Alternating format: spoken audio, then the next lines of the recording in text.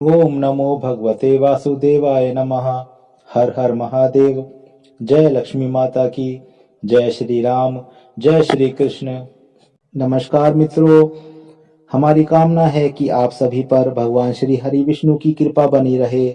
आज की वीडियो में हम भगवान श्री हरि विष्णु के कुर्म अवतार का वर्णन करने वाले हैं, जिनकी कथा और महात्मा सुनने से मनुष्य के जीवन की सभी दुख तकलीफें खत्म हो जाती हैं। तो चलिए अब हम अपने वीडियो को शुरू करते हैं।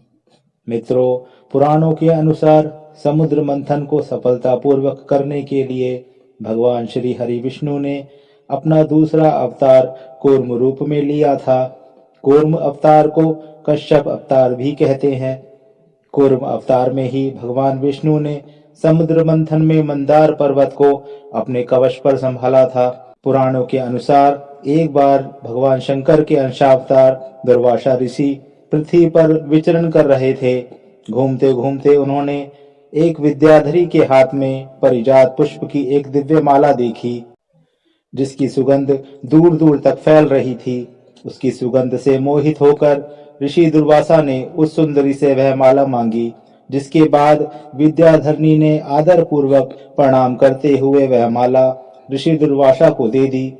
उस माला को ऋषि दुर्वासा अपने मस्तक पर लेकर आगे चलने लगे। इसी समय उन्होंने ऐरावत पर देवताओं के राजा देवराज इंद्र को आते हुए देखा। उन्हें देखकर ऋषि दुर्वासा ने उस दिव्य माला को अपने सिर से उतारकर देवराज इंद्र के ऊपर फेंका, जिसे देवराज इंद्र ने ऐरावत के मस्तक पर डाल दिया। ऐरावत ने दिव्य माला को अपने मस्तक से उतारकर भूमि पर फेंक दिया। इसे देख ऋषि दुर्वासा क्रोधित हो गए और इंद्र पर गुस्सा करते हुए कहा, हे देवराज, अपने ऐश्वर्य के नशे में चूर होकर आपने मेरी दी हुई माला का आदर तक नहीं किया। इसलिए मैं श्राप देता हूँ कि तेरा त्रिलोकी का वैभव नष्ट हो जाएगा। उनके श्राप से सभी देवताओं ने अपनी शक्ति खो दी। श्राप के कारण देवराज इंद्र के प्रिय ऐरावत भी उनसे दूर हो गए। ऋषि दुर्वासा के श्राप से तीनों लोगों को माता लक्ष्मी से भी वंचित होना पड़ गया।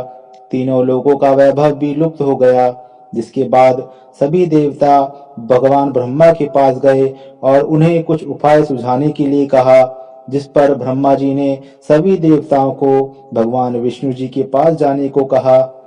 भगवान ब्रह्मा की सलाह पर सभी देवी देवता भगवान विष्णु के पास गए, जहां विष्णु जी ने उन्हें समुद्र मंथन करने को कहा।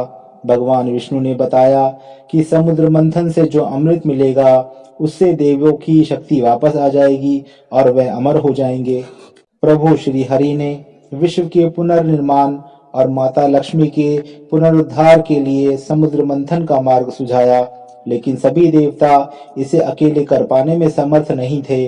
जिसके बाद इसके लिए असुरों को भी इस कार्य में सम्मिलित कराने की योजना बनाई गई और प्रभु विष्णु ने देवराज इंद्र को यह कार्य सौंपा कि वह असुरों के पास जाकर उन्हें अमृत का लोभ दिखाकर इस कार्य के लिए मनाए। तब देवराज भी इस कार्य में देवताओं की सहायता के लिए तैयार हो गए।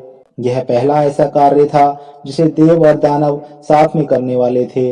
इससे पहले इन दोनों समूहों में सिर्फ घमासान युद्ध ही देखने को मिला था, मगर समुद्र का मंथन इतना सहज नहीं था। इसलिए श्री विष्णु की आज्ञा से मंदराचल पर्वत को समुद्र के बीचों बीच मथनी बनाकर खड़ा कर दिया गया।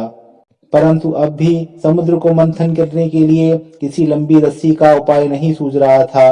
तब प्रभु ने देवादिदेव महादेव से उनके गले के नाग वासुकी को इस कार्य के लिए देने का आग्रह किया। भगवान शंकर जी ने नाग वासुकी को इस काम के लिए सौंप दिया। अब दोनों समूहों में इस बात को लेकर मतभेद होने लगा कि इस रस्सी रूपी नाग का कौन सा हिस्सा किस समूह के पाले में आएगा। इसे लेकर जब असुरों ने पूछा कि कौन सा हिस्सा मजबूत है, तो उन्होंने मुख के हिस्से को लेने के लिए कहा। इसके बाद प्रभु के कथन के अनुसार असुरों ने भी मजबूत हिस्से को ही लेने का निर्णय किया और देवताओं को वासुकी का पिछला हिस्सा मिला। समुद्र मंथन का कार्य जैसे ही प्रारंभ हुआ, तो सभी ने देखा कि मंदराचल पर्वत धीरे धीरे जल में समाने लगा है। क्योंकि उसका भार उठाने के लिए कोई मजबूत वस्तु वहां मौजूद नहीं थी। सब सोच में पड़ गए कि अब समुद्र मंथन कैसे पूरा होगा। तब तारनहार श्री हरि विष्णु ने स्वयं कश्यप का अवतार धारण करते हुए उस मंदार पर्वत को अपनी पीठ पर उठा लिया। कहा जाता है कि प्रभु के इस कूर्म अवतार में उनकी पीठ का हिस्सा 1,00,000 योजन से भी ज्यादा का था। उन्होंने मंदार पर्वत को तब तक उठाए रखा जब तक समुद्र मंथन पूरा नहीं हो गया। समुद्र मंथन में सबसे पहले हलाहल विष निकला था, जिसे महादेव ने पी लिया था, क्योंकि उनके अलावा इस संसार में कोई भी इसको अपने शरीर में धारण करने की क्षमता नहीं रखता था। हलाहल के पीते ही महाकाल का कंठ नीला पड़ गया और तभी से उन्हें नीलकंठ के नाम से भी जाना जाने लगा। हलाहल के बाद समुद्र में से कल्प वृक्ष, ऐरावत हाथी, कामधेनु गाय, कौस्तुभ मणि जैसे रत्नों सहित 13 और रत्न और अप्सराएं भी बाहर आ गए। अंत में समुद्र में से माता लक्ष्मी का उदय हुआ और उनके आते ही सभी देवी देवताओं की श्री वृद्धि हो गई और सभी देवताओं ने नतमस्तक होकर प्रभु के कुर्मावतार को शत शत नमन करते हुए उनका गुणगान किया। और इस प्रकार श्री हरि विष्णु ने एक बार फिर धरती पर विश्व का निर्माण किया। भगवान श्री हरि विष्णु से संबंधित कूर्म द्वादशी हिंदू धर्म में एक महत्वपूर्ण द्वादशी का दिन होता है। कूर्म द्वादशी पौष मास के शुक्ल पक्ष की द्वादशी की तिथि को होती है। साल 2024 में कूर्म द्वादशी तिथि 21 जनवरी 2024 को शाम 7:27 बजे प्रारंभ होकर 22 जनवरी 2024 को शाम 7:52 पर समाप्त होगी। कूर्म द्वादशी के दिन घर में कछुआ लाने को सबसे महत्वपूर्ण बताया गया है।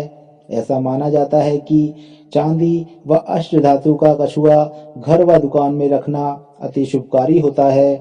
काले रंग के कछुए को और भी शुभ बताया गया है। इससे जीवन में हर तरह की तरक्की की संभावना बढ़ती है। कूर्म द्वादशी के दिन पूरे समर्पण के साथ भगवान श्री हरि विष्णु की पूजा की जाती है। व्रत करने वाले व्यक्ति को सूर्योदय के समय उठना चाहिए और स्नान करना चाहिए। भगवान विष्णु की एक छोटी मूर्ति व कछुए की प्रतिमा को पूजा स्थल पर रखा जाता है। फल, दीपक और धूप के साथ उनकी पूजा की जाती है। इस दिन विष्णु सहस्त्र नाम और नारायण स्तोत्र का पाठ करना शुभ माना जाता है। मित्रों, आशा है कि श्री हरि विष्णु की दशावतार में से एक कूर्म अवतार की कथा और उसका महात्म्य आपको पसंद आया होगा। तो हमारे प्रोत्साहन के लिए एक कमेंट, एक लाइक, एक सब्सक्राइब और एक शेयर अवश्य करें। धन्यवाद।